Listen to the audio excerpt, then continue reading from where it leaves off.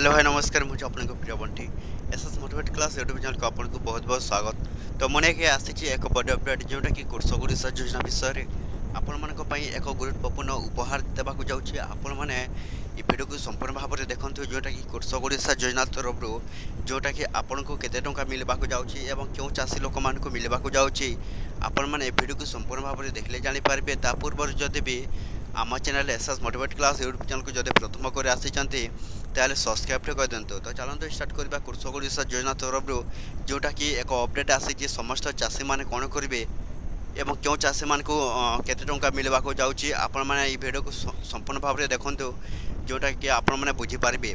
तो देखो कृषक ओडिशा योजना तरफ आसी एक नया अपडेट जोटा कि समस्त चाषी भाई मैंने जानवा दरकार।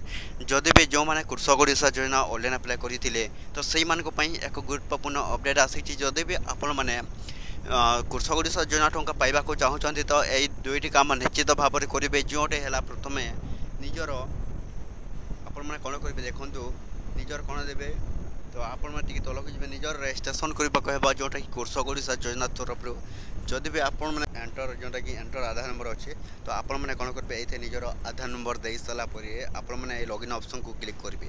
तो लॉगिन ऑप्शन को क्लिक कलापर जोटा कि आपण को कौन हो गोटे ओटीपी जीव तो ओटीपी वेरिफिकेशन हो सारापर आपण मानकर कृषक ओडिशा योजना जोटा कि आपणकर रजिस्ट्रेशन हो तो रजिस्ट्रेशन हो सारापर एवं जाना जोटा कि आपण मानकर कृषक ओडिशा योजना जोटा कि आपन को केबे मिलबो। देखो एपर्यंत जोटा कृषक ओडिशा योजनार